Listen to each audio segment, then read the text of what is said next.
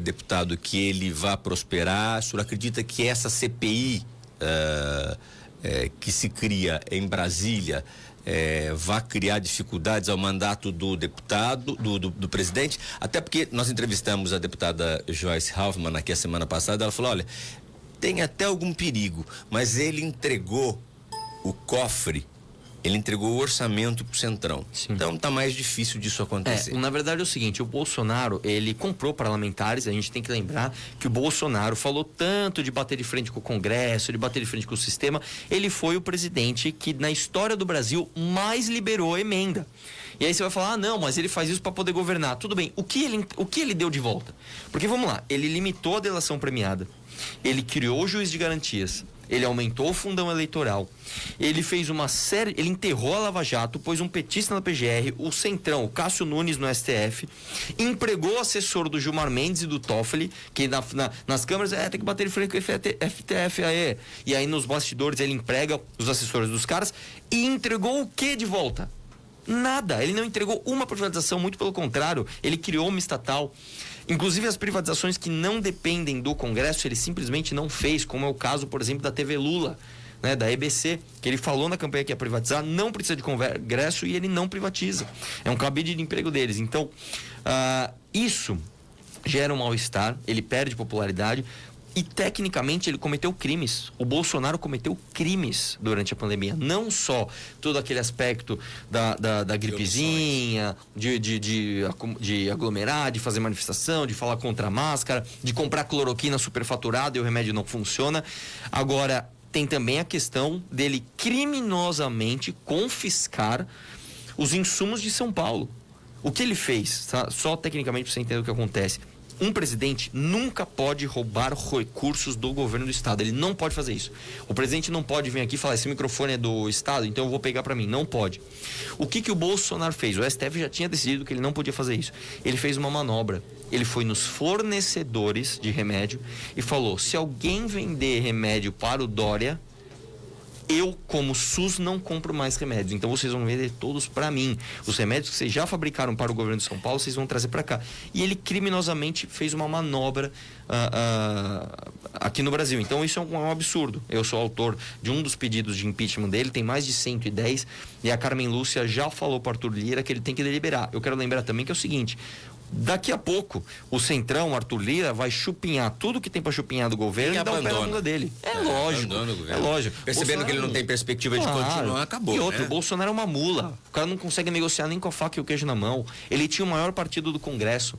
Ele tinha apoio popular. Ele brigou com o próprio partido. Ele brigou com o próprio partido. Assim, desculpa, mas é um imbecil. É um completo imbecil. Esse cara, eu não colocaria ele para ser gerente do meu prédio, que dirá do meu país. Então é um absurdo que a gente está vendo. O senhor acha que tudo que ele criou, as demandas, as brigas via redes sociais, eu entendo que ele criou a possibilidade do Lula voltar. As brigas que ele colocou, tudo que ele criou de inimigo dele foi com as próprias falas dele. Nós tivemos até um exemplo regional aqui, assim, alguém que criava. Mas mais do que isso, olha isso. Quem soltou o Lula foi o Bolsonaro. Você acha que foi... a mamãe que falou isso ou não? Não, vamos lá. Você acha que é uma coincidência? É verdade. Que eles julgaram a suspeição do Lula justo quando eles indicaram o Cássio Nunes? Foi uma coincidência? Não foi uma coincidência, gente. Eles esperaram o Fachin sair, porque o Fachin era lavajatista. O Bolsonaro indicou o nome do Centrão, que é o Cássio Nunes, e eles soltaram o Lula, porque pro Bolsonaro o melhor candidato possível é o Lula. Se a terceira via não se unir... Pois exatamente. Tá bom. Gustavo Ferrari. Vamos lá. Arthur, nós tivemos aí ações no estado inteiro, você como deputado estadual acompanha essa questão do lockdown, abre e fecha. Eu queria saber a sua opinião a respeito de cidades como São José do Rio Preto e Araraquara, que fizeram lockdown total.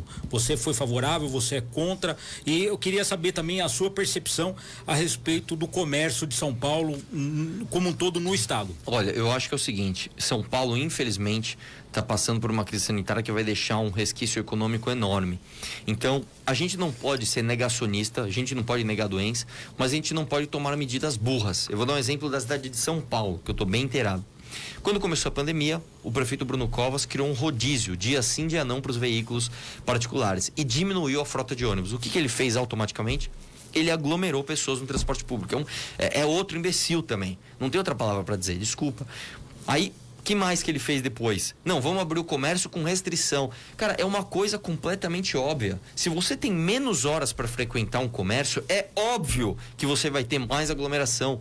Eu sei porque eu vi isso na minha academia, eu vi isso no mercado que eu vou, eu vi isso em tudo quanto é lugar. Quando você restringiu o horário, você aumentou a aglomeração. Então, eu sou contra a restrição de horário, porém, as medidas de distanciamento e de restrição, infelizmente, porque o Bolsonaro não comprou a vacina, elas foram necessárias em alguns casos. Eu não vou saber dizer... E ainda continuarão a ser, deputado? Então, eu sinceramente outras ondas, não posso dizer sobre essas cidades que eu pessoalmente não acompanhei os números. Mas a gente chegou a ter taxa de ocupação de 98%. 98%.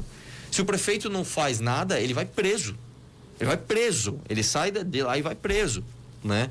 Então, infelizmente, a verdade é que o Bolsonaro não comprou as vacinas, suspendeu as compras, inclusive, fez uma campanha de difamação enorme contra o Instituto Butantan, e é o que está salvando o Brasil. Então, infelizmente, a gente está atrasado nessa corrida. Arthur,